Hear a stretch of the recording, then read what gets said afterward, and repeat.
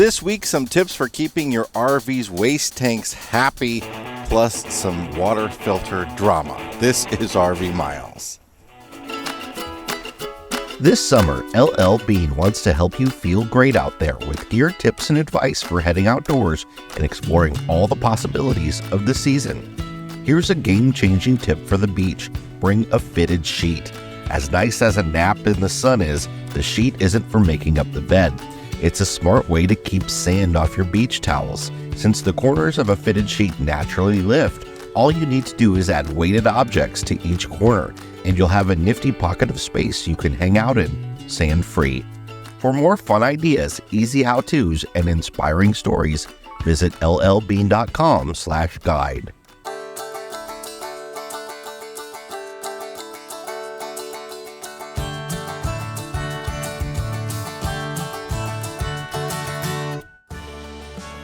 Welcome to episode number 289 of RV Miles. I'm Jason. And I'm Abby, and we are two RVers who, along with our three boys, Jack, Ethan, and Henry, have been crisscrossing North America since 2016.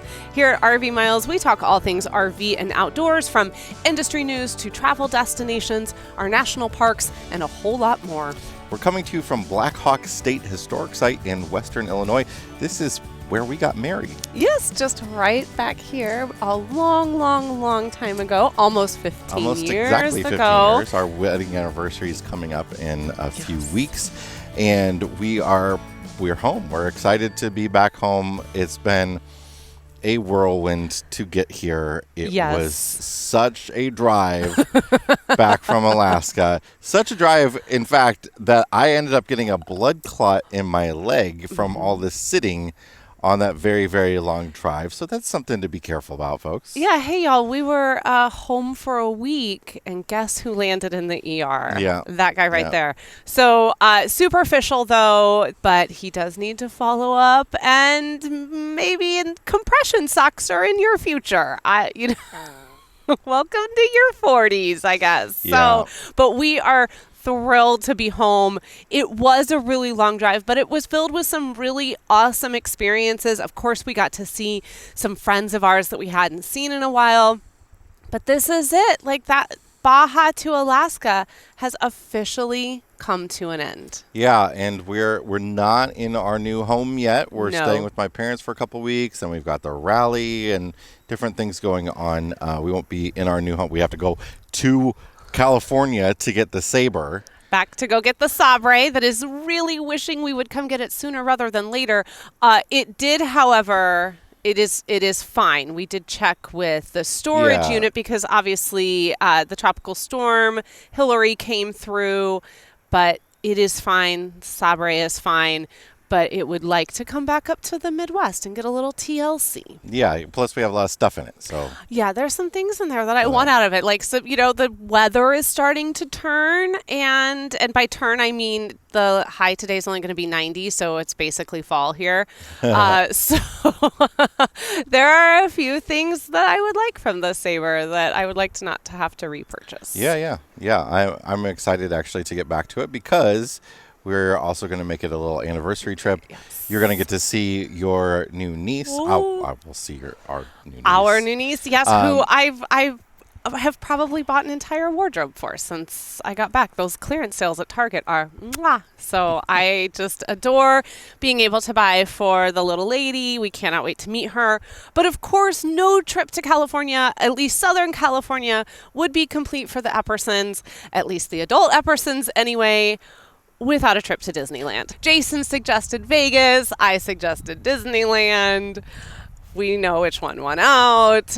So that is what we're going to do to celebrate 15 years of Jason and Abby. Should be a lot of fun. But all that aside, today, we're going to talk about keeping your tanks healthy.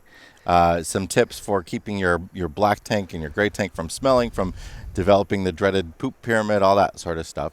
But first, we want to talk about Berkey water filters. So this is a very popular water filtration device among RVers and other folks too. But RVers in particular really like to use it because you travel the country, you don't know what the water is going to be like at the different sort of places you visit, and often it's going to be well water that could be better or worse than other locations, and it's nice to have something to drink out of that is going to be clean and taste good.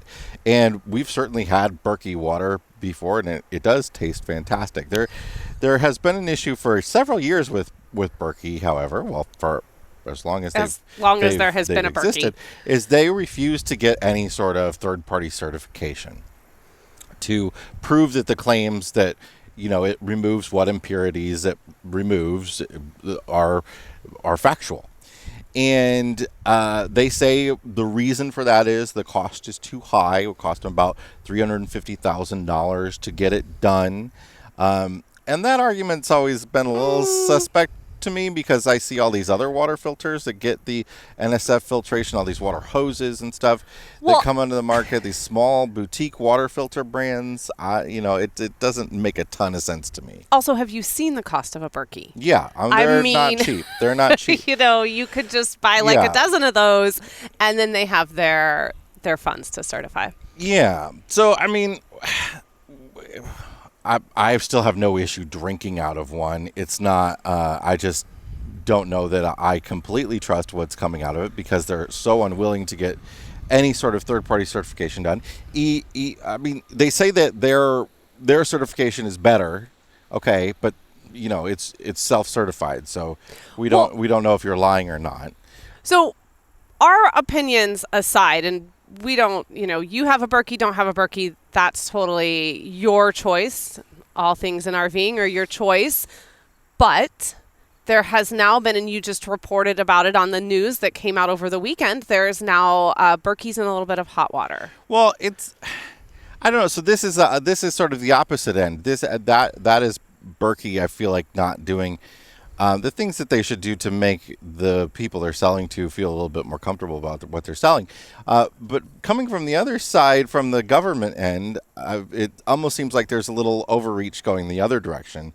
So now the EPA has stepped in and is classifying Berkey water filters as a registered pesticide, because that's how EPA regulations can control a water filter, is by registering them as a pesticide.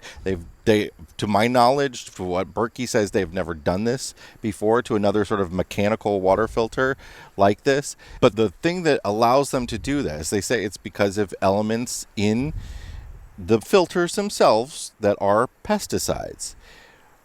What's allowing them to do that, the substance that is in the filter that is allowing them to do that, the registered pesticide, is the metal silver. Silver is used in Berkey's water filters and in all sorts of water filters in order to stop the growth of fungus and bacteria. Silver is good at doing that. You've seen like these commercials with like boxers with silver woven into them and stuff like that. So that has been the EPA's in to registering Berkey water filters as a pesticide. So Berkey is going to have to start putting these labels on their filters. There's been stop sale orders in different places where the vendors have not been able to put them on sale anymore. Yeah, I do believe they can't sell them in California. That's one. But that's true. But actually, they haven't been able to sell them in California or Iowa before this EPA. Oh, okay. Drama, because California and Iowa require that you can prove that the statements that your filter makes are true. And, okay. And you have to prove that through some sort of third-party certification. So. Anyway, there's a lot of drama going on with that at the moment. Which is making it hard for people to get filters at the moment. They're not able to get any Berkey. In fact, this is how the story came across our desk, is that Berkey put out a statement because I believe they're also suing the so EPA. They're suing the EPA. Yes. I'm sorry, I left the important part out. They are suing the EPA to try to get this resolved. But so there's a lot of back and forth happening right now. If you're a Berkey owner and you don't have some backup filters, it may be a little difficult right now to get some. But this seems like, two people just butting heads right now. Like Berkey doesn't want to do it, and the federal government is like, well, if you're not going to do it, we're going to find this like sort of backdoor way to make you cough up $350,000 and get that third party certification. So it'll be very interesting to see how this plays out. You know, at the end of the day, though, I wish all waters could be as delicious as the tap water in Chicago. I just, all these years on the road, and we haven't been able to find water as delicious as the tap water in Chicago. Our hometown has some pretty, I mean, I grew up here. The water is terrible. Oh, it's awful here. Terrible. You cannot drink the water here. It's like healthy to drink. It just tastes awful. So we are on the hunt for how we're going to kind of drink water in our new place. We had actually thought about getting a Berkey. That is clearly on hold now. That was something we've actually talked about over the years, but not having that third-party certification has kind of left us a little, we're not sure. You know, things like that. Look, I mean, people drink, Mountain Dew every day, right? Like there's some awful stuff in that. But like things with water, I just feel like you're drinking it all the time. I just want to be a little extra careful about water because it can be, I hope you're not drinking Mountain Dew all the time. I hope you're just, drinking water because Mountain Dew is probably the most disgusting thing on the planet. Oh, it's wonderful. Oh, it is so. I don't have the sugar. Why do you want to drink something that literally wants to remind you that it looks like urine? I don't understand that. If your urine looks green, you got a problem. I'm just saying it is the urine of sodas. Oh, okay. I don't understand it. The urine of sodas is cream soda. Oh, why would you even drink that? Listen, there's a lot there to unpack, but that's fine. But yes, if you have some suggestions about how if you have a water situation really similar to what we have here in our new hometown, we'd love to know how you are filtering out that water. We certainly don't want to be buying bottled water, and we definitely have entertained, I guess, maybe having the Culligan man come swing by. But that's with so much travel, it would be a pain to having to stop the deliveries and all that sort of stuff. There's a lot there to try and figure out. But we, from the RV side, are going to be talking a little bit more over on the Detour podcast, which is our podcast after the podcast that we do for Mile Marker Plus members. We're going to be sharing how we handle water on the road, be that filtered wherever we are, because we just went from, Mexico back into the States, into Canada, and through Alaska. We went through a lot of different water situations. So we are going to share what we do over on Detour. If you want to learn more, if you want to come join the conversation or access all of the past Detour episodes, you can just head over to rvmiles.com/milemarkers to join and be a part of the conversation. Also, a reminder is our next live is happening on Monday, September 11th. We do that for all Mile Marker members. Does not matter what level you are at. So come over and join us and see us freshly off the road, hopefully blood clot free, when you join us on September 11th. All right, let's take a break. And when we come back, we're going to talk about keeping your tanks healthy. All right, we'll be right back. According to the U.S. Department of Transportation, 21% of vehicle crashes are weather-related. With the Weather on the Way app, you can access detailed weather forecasts along your driving route at the time of travel. Along with precise weather conditions, Weather on the Way also offers road service conditions, Apple CarPlay, route planning options up to 7 days in advance, waypoints for longer trips, alternative route options to avoid the storms, and so much more. Being severe weather alert is an important part of the RV life. Join the over 100,000 users who make the Weather on the Way app a part of their road trip experience. Visit weatherontheway.app/RVmiles and save 10% on the pro version with code RVmiles. That's 10% off with code RVmiles, all one word, at weatherontheway.app/RVmiles.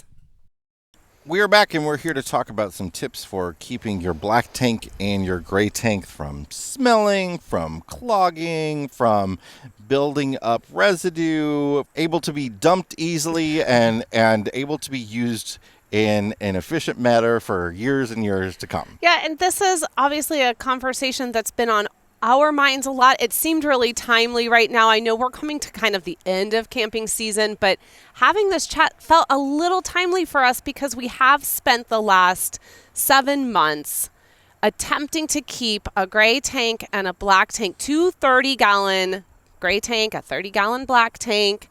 We have attempted to keep it nice and healthy with 5 people in a 25-foot RV. So we've thought a lot about our tanks. We've had to do a lot of maintenance with the tanks and be really mindful.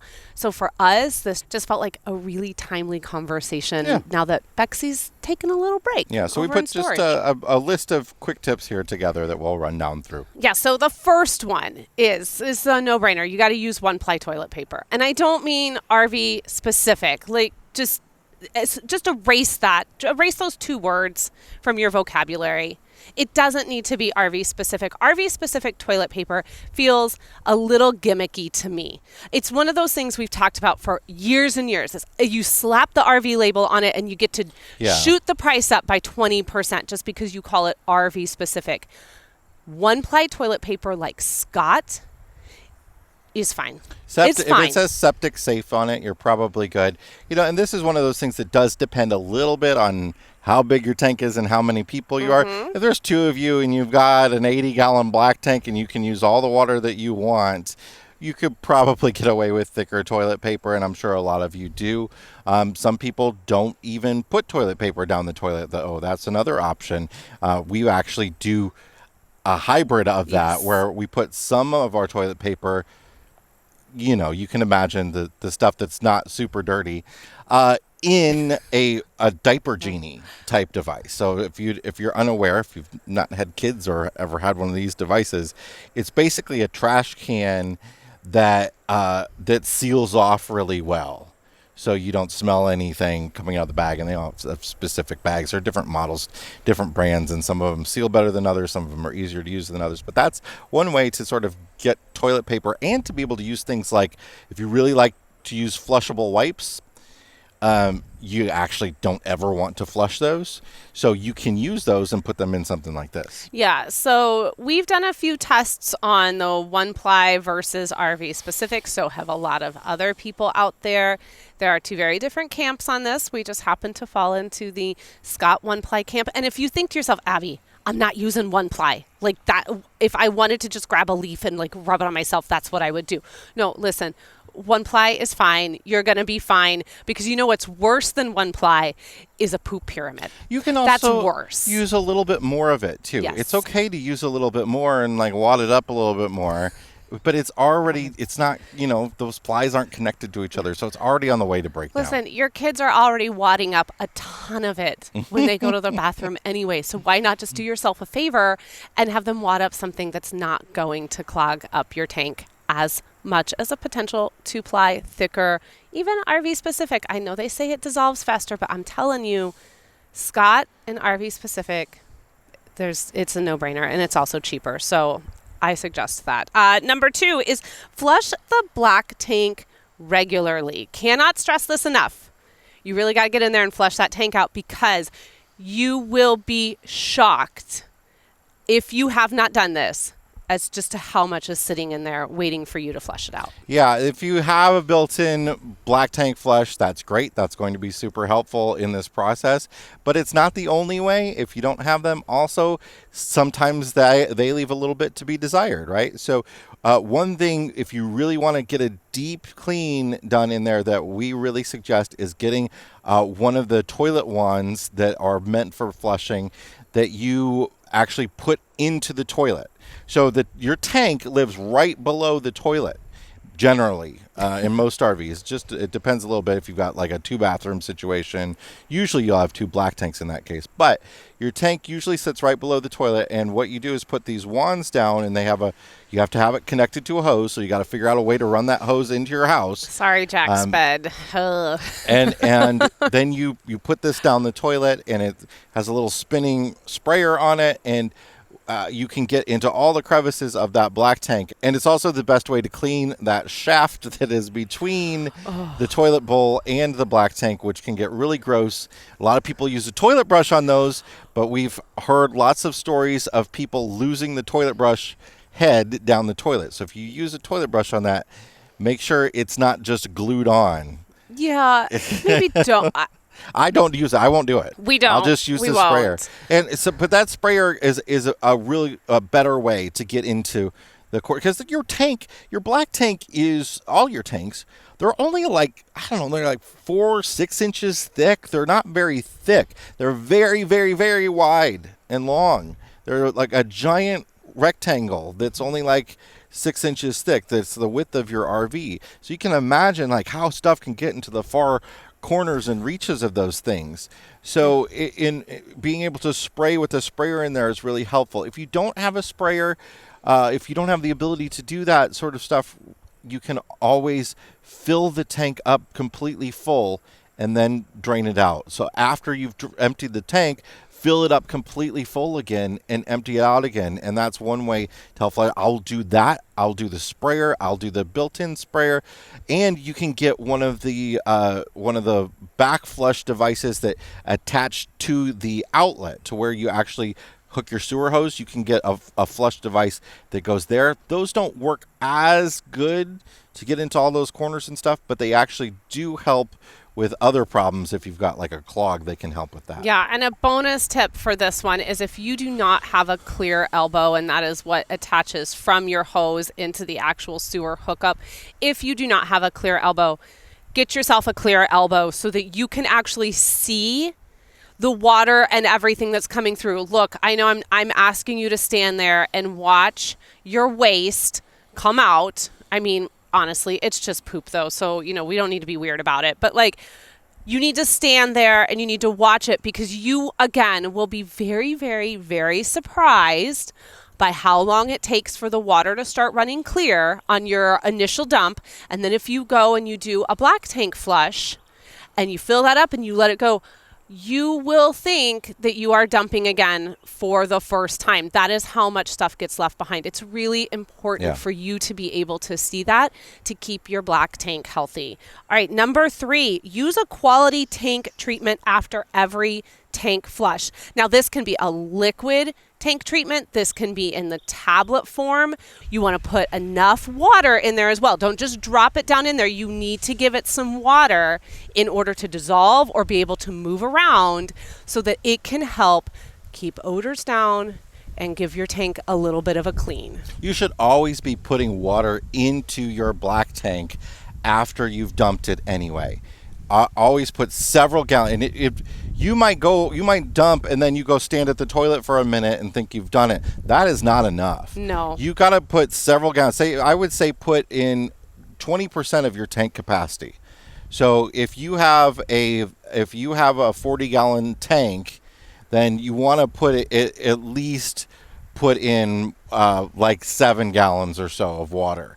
And I know you're thinking, but I'm in a long stretch of boondocking, and you just told me to give away 20% of my tank.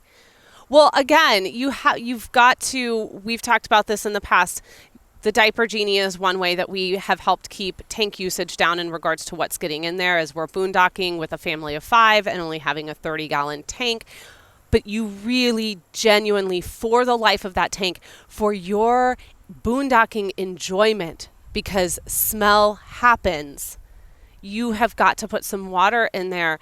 And we're not going to go into this. We're not going to discuss it because we've never done these things before. But I do want to acknowledge that there are a lot of you out there that do suggest laundry detergent or dish soap down into your black tank in replacement of a drop or the Geo method, they call it. And we have never done it. Yeah. It's not something that we are particularly comfortable with, especially those of you who might be putting the laundry pods down into your black tank. That is a cause for, if anyone has had one of those pods not fully open up on them in the laundry. It seems costly to me and kind of like unnecessary. Yeah. Too. It's just like, I get the wanting to have like the slick. So it's like the wanting to have the slickness to keep stuff off your sensors. A lot of people will do it for that, and it's detergent plus fabric softener,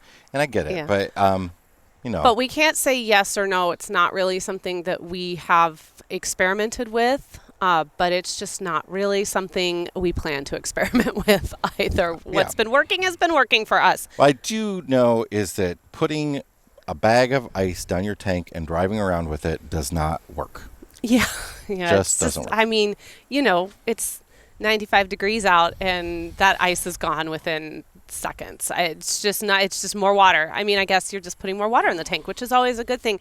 We kind of already touched on this when we talked about the black tank flush, but use plenty of water. Number 4 would be use plenty of water when flushing. It's just not when actually flushing the toilet. Yes. Not when you're doing the flush, but when you're flushing the toilet, then you also want to use plenty of water when you're putting toilet paper down it. Yeah. You want to, stand there for 30 seconds with your foot on that pedal and let a lot of water go down. Yeah. So, and again, a bonus tip for that is to go back to the diaper genie conversation or just the trash can. Some people have just been known, especially compost toilet users, have been known to just have a regular trash can in the bathroom. But one of the ways to really save space in the tank when you have long stretches of boondock going on is to not put the toilet paper down in there. You're still going to be able to get plenty of liquid into the tank, plenty of water, but you're not going to have that water absorbing toilet paper in there. You don't have to put anywhere near as much water down because you're not worrying about breaking up the toilet paper. You are at a higher risk for smell. You are, and you have to find the balance for that. You'll start to figure it out the more, especially with boondocking, you'll start to figure that out a little bit more, the water to waste ratio. Well, you can also you play it by ear too. It doesn't have to be the same every time. If you're not boondocking, use a ton of water. And then when you are using boondocking, you could, reduce a little bit. Or if you're about to dump, even if you are boondocking, you can just keep, because you do want those tanks to be full when you dump. And I feel like we should acknowledge that talking about boondocking also means if you're staying at a state park that's water and electric only. So anytime you don't have a sewer hookup, just treat it as though you are boondocking and try to conserve that water as much as possible. That also means you need to, when it's time to get rid of that human waste, you have got to fill your toilet up with water first before you do your business. Oh my gosh. Please. Look, there's a lot of people buy their RVs used, or the dealer walkthrough is never very good. I just found this out the other day. There are a whole lot of people that don't know that the way these toilets are designed is that for number 2, you put water in the bowl first. Mm-hmm. A lot of people are like, they just go and they're like, they're like, why? I don't understand. How do I deal with all this streaking? Why is there more left in the bowl? They don't even know. Nobody's ever told them that you press that pedal down halfway, and it fills up the bowl.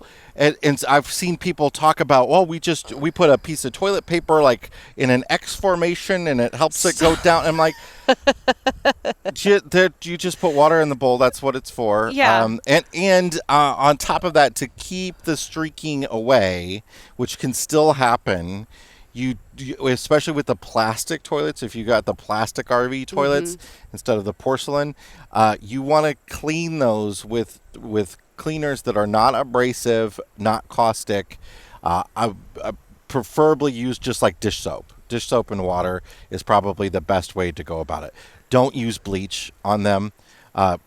People say the bleach thing is for the seals and drying out the seals, which is true. Bleach can dry out rubber seals. You never want to pour bleach down your tank for many reasons. But even like a washcloth with bleachy water on it, you don't want to use on these plastic toilets because it breaks down the gloss that is baked into that plastic. And the gloss is the secret sauce to this when whole that thing. gloss is gone, stuff sticks to that. Not just bodily stuff, but also calcium and all sorts of buildups of different stuff that's in the water. Think of it like a slide.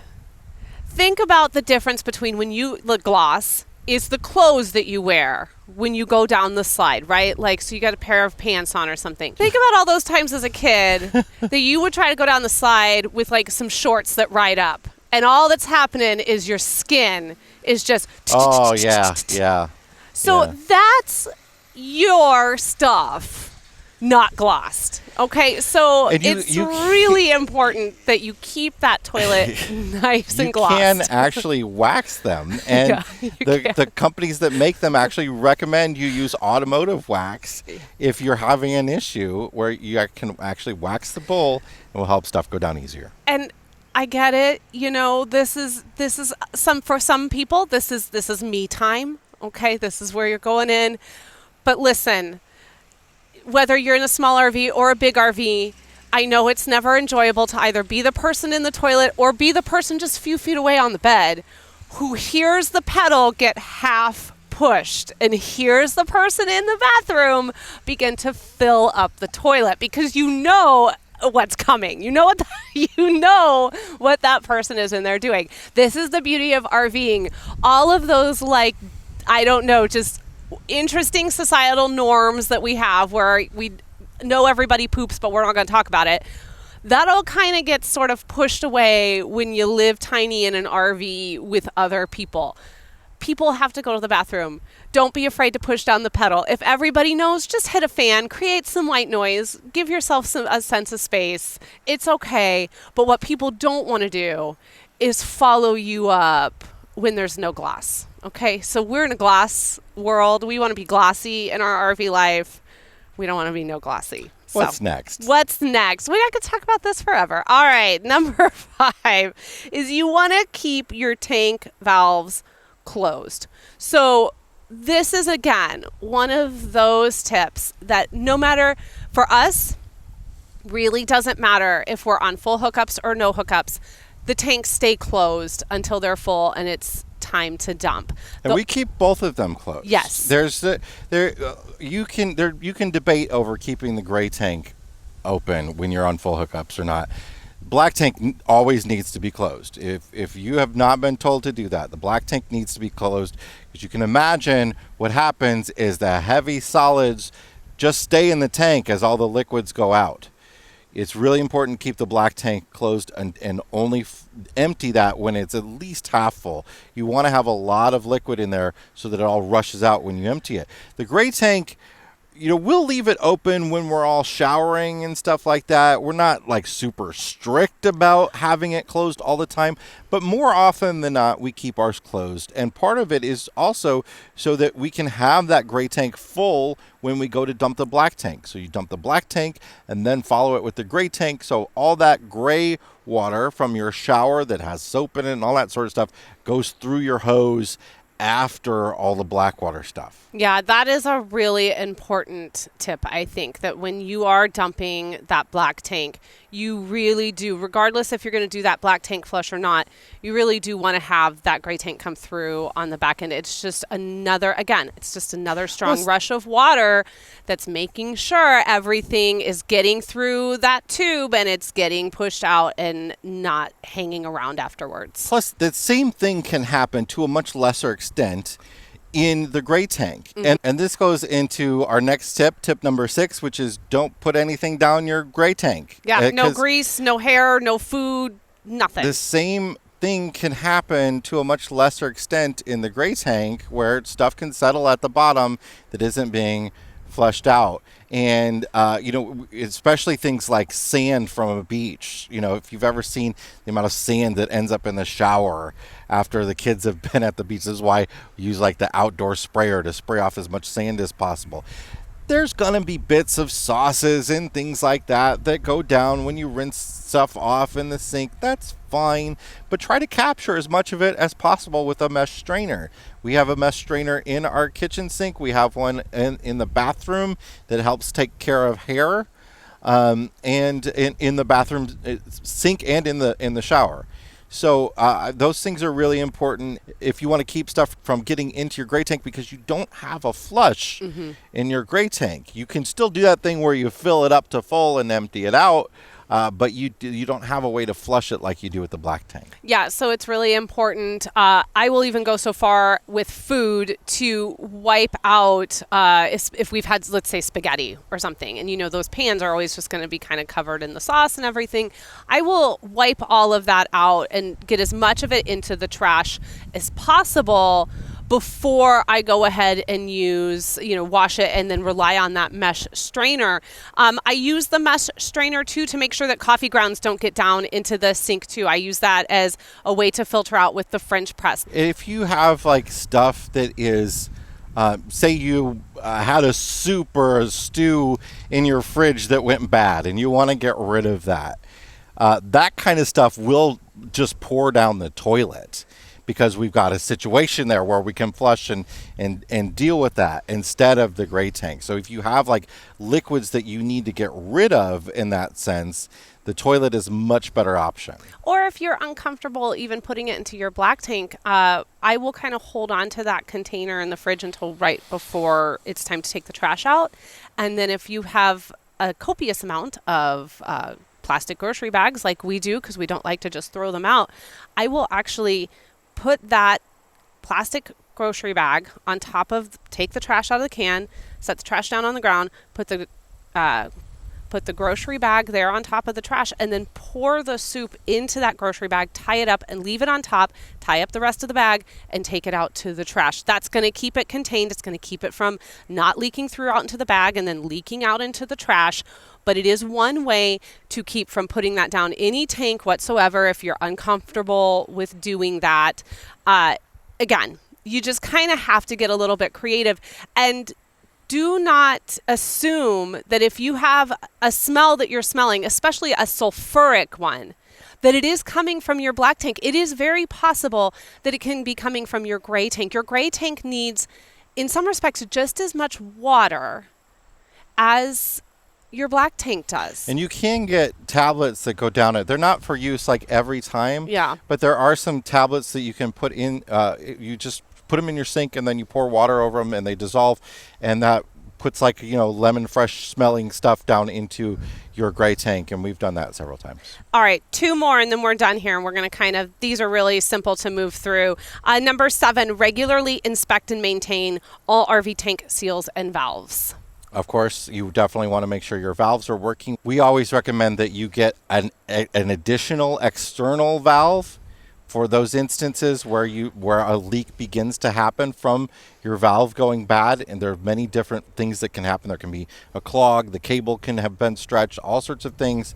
And people always say when we put a video out on this that just fix it. Why you don't be lazy, just fix it. That's not what it's about. The first time you ever take your cap off of your sewer and there's like a gallon of sewage between the valve and that, you realize a backup would have been great. Mm-hmm. You still want to go fix the problem. And the problem is just a very, very, very slow drip. And over several days, that drip can be, a gallon of sewage. And guess what? When you're at the campground and this happens, because it's not going to happen when you have it winterized sitting in storage. If you're very lucky, it happens at a dump station. Yeah. But if you're at the campground and you realize you've got a problem, guess what? You're not going to be able to fix it then. Yeah. I mean, maybe you might be able to. So this is just, it's just a valve that it has the bayonet fitting just like your sewer hose. It goes on to the outlet and then you attach your sewer hose to that.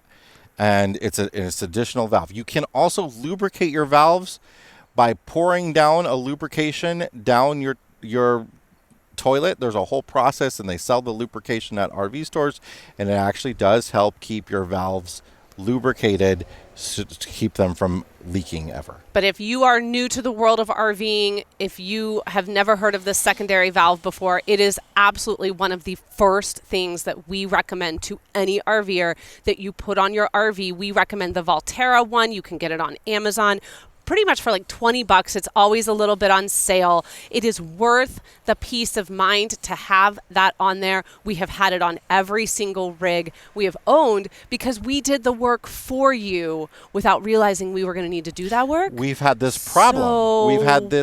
Problem on every single rig we've owned too. Just take it from Jason, because when that leak happens, guess where the leak's going to go? If there's enough in there that the force is great when you open it. All over So the person opening it. Yeah, not pleasant. Like anything that we've mentioned in this segment here, we will link to it in the show notes. You can go check it out for yourself. It'll be at rvmiles.com/289. And you can go take a look at these products and see if it's something that might work for your RV life. Our very last tip, though, is one that we've already touched a lot on, so we won't spend a lot of time here. But number 8 was empty your RV's black tank before the gray. We talked a lot about that earlier with the flushing of the tanks and the water usage. It's just really important to let the black tank go first and then allow the gray tank to push through any black tank residue that has been left over. And again, empty them both as full as you can. Yep. If they are not full when it's time to empty them, fill them up.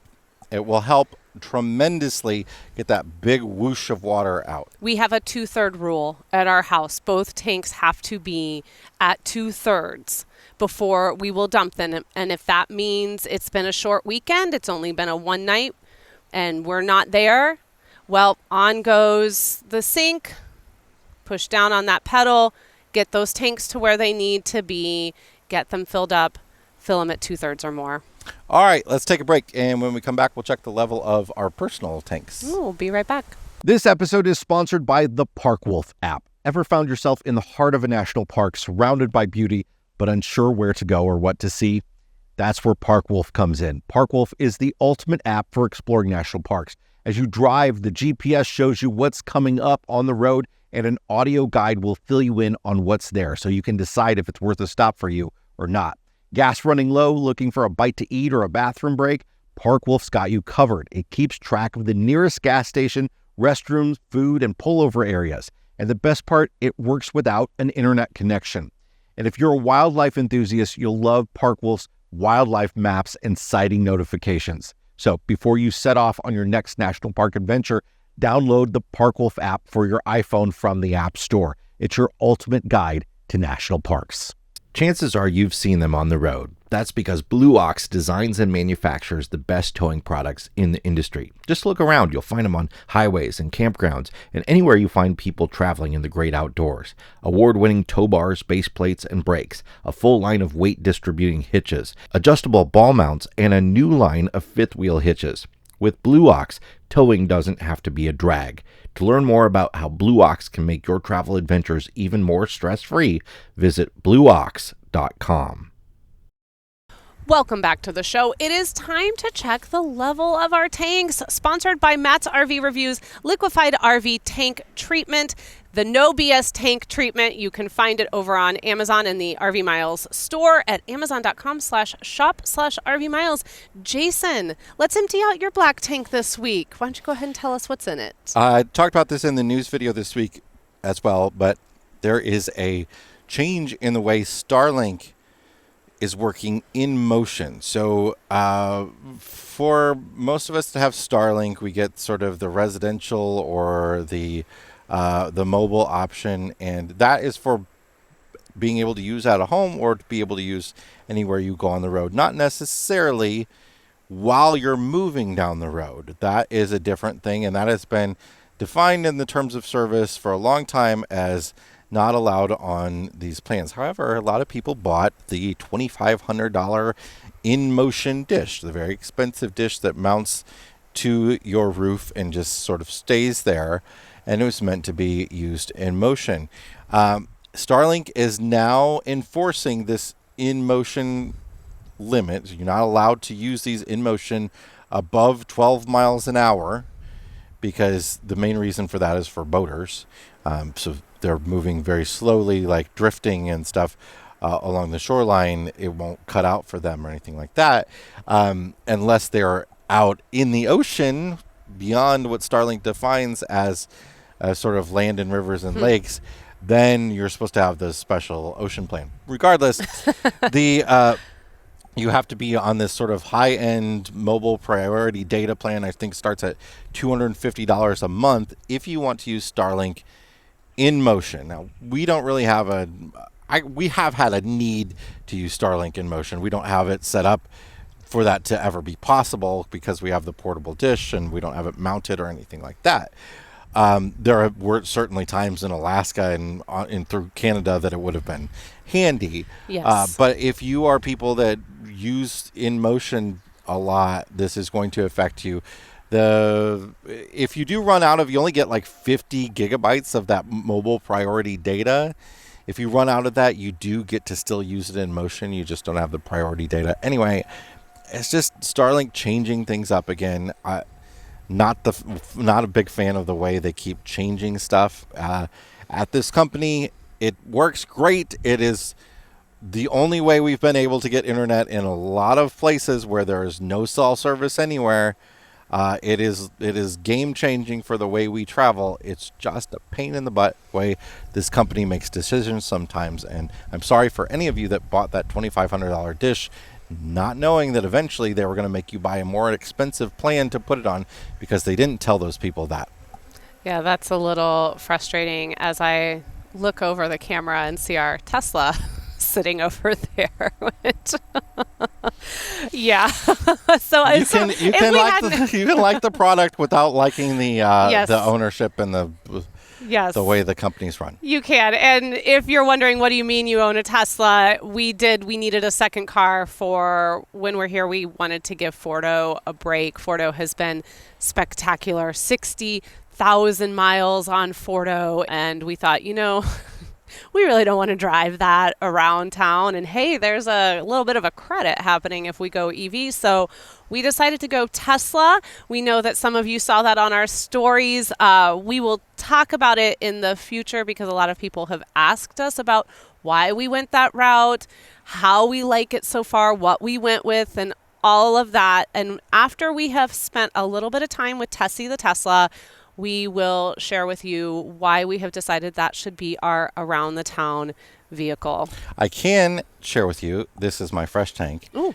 The purchase process for a Tesla is wildly different from any other car you buy or RV. Mm-hmm. And this is how all vehicles should be sold. There is a price. You pay that price. There is no haggling, which, sometimes you get deals and stuff, but like in these last couple of years, people have been charging over MSRP. There's no third-party dealerships. There's no dealerships at all. Now, that's a little problematic when it comes to RVs because there's just a lot more to go wrong in an RV, right? Yes. And Tesla just has their service centers, and you buy it online and you go pick it up from the service center. You put down a deposit of $500 and you just pay whatever your down payment is just before you pick it up on the app on your phone, and you go pick it up. We didn't even have to talk to anybody except for to sign a piece of paper that Illinois requires be hand signed. We actually just went and unlocked it on the lot with our phone, had a little piece of paper in the window that said congratulations, and you just drive it off. Now, and we should say too, it should be this way with fair pricing. Sure. But fair pricing and without all the, nobody trying to sell me a fabric protector, a wheel and tire protectant. We can buy those on our own because we will get them. Don't worry. All very, very simple. There's not even many options or anything like that. I really loved the buying process, and really, I actually think that manufacturers, maybe not dealers, manufacturers could make more money with this sort of method because less money going to the dealer. They can charge less for the product. They can make more profit themselves without the dealer involved, and the customer is more likely to purchase from them because the process is so easy. There are no real bells and whistles.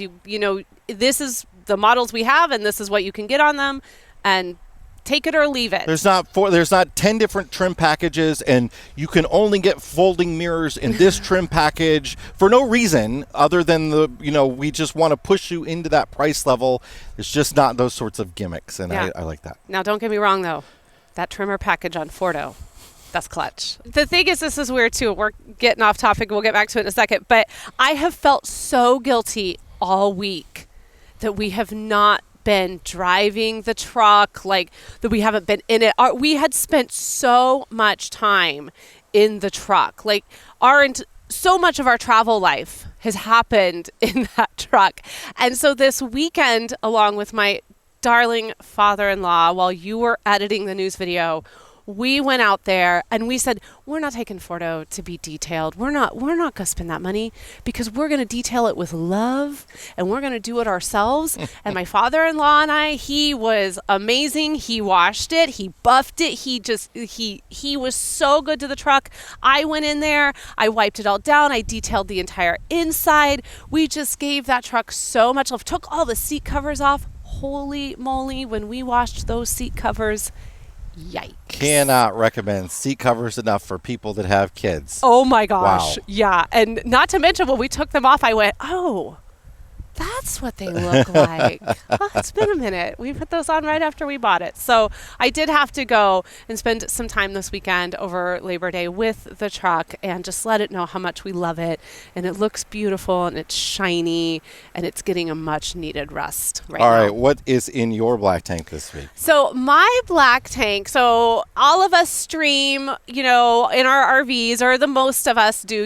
We are big fans of being able to watch stuff at night. Y'all know we've been big fans of Only Murders in the Building. That's been kind of our show right now, along with The Bear.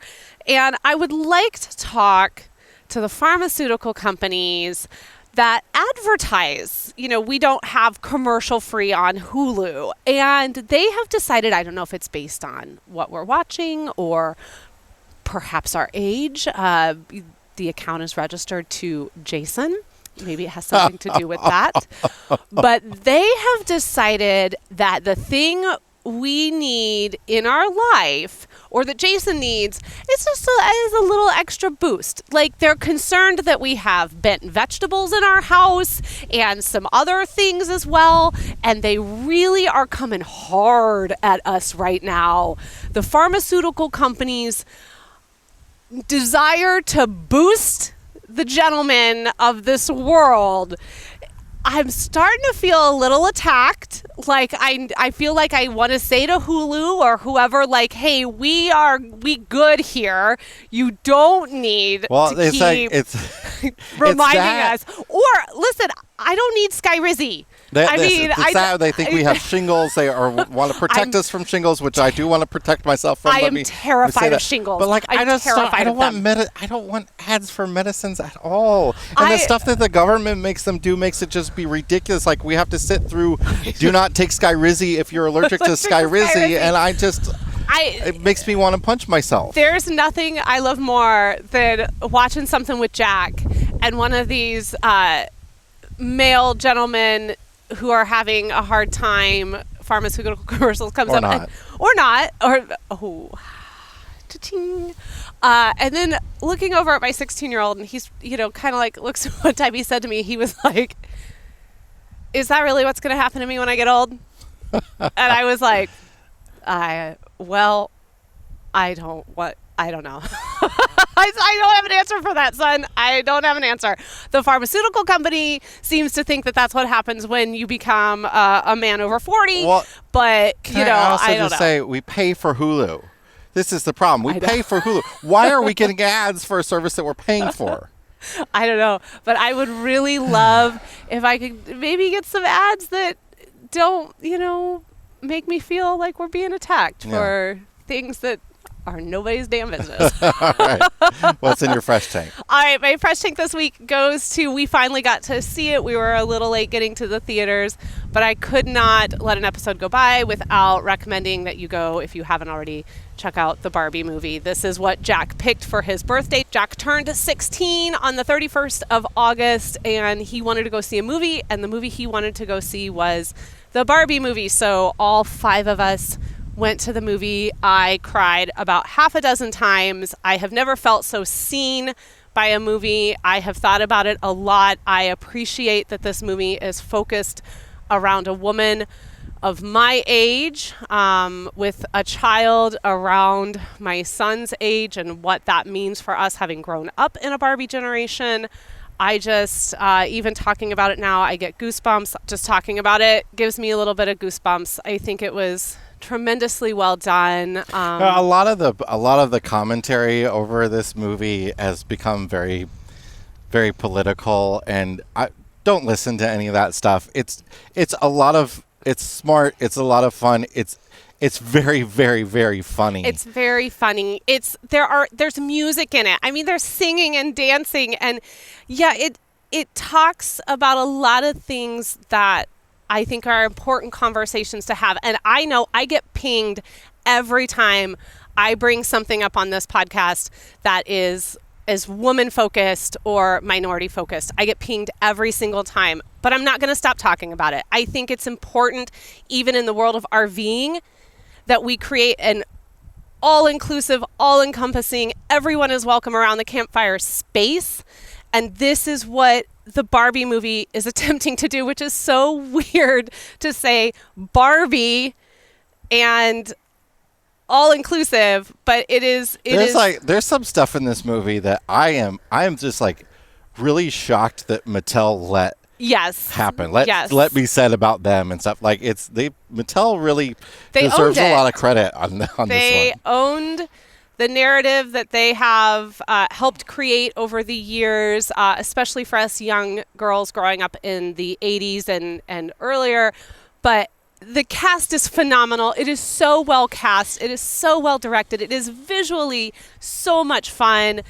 I just cannot recommend this movie enough, and I'm really glad that I was there with the 4 men in my life who all wanted to see this movie, who wanted to talk about this movie, and who felt that it was just important for them to be there as it was for me. If the hill that you want to die on is that you don't think women have it a little harder in this world than men, maybe rethink your priorities. I don't know, this might not be the podcast for you. I don't know. Just saying, might not be the podcast for you. All right, that is it for the show this week. As a reminder, our homecoming event is coming up, I think, in just 1 month from yesterday. We kick off. There are a couple of tickets still left. I think we have about 2 campsites that are still available. So if you are interested in joining us, just head over to rvmiles.com/289 and you're going to get a link. You can come have some fun with us. We're going to a Renaissance fair. There are a lot of people calling for you to be dressed like a wizard now. This has happened. Fetch was made. I made Fetch. It's happening. It has to happen now. So we're going to go home and we're going to just kind of... Jason, Renaissance is not wizards. Where are you coming up with this? Listen, Spirit of Halloween is open now. We can go and get you a costume. Oh my gosh. If you like the things we have, you can find things on Amazon. Mile marker member. Keep logging those RV miles. See you next week, everybody. Bye.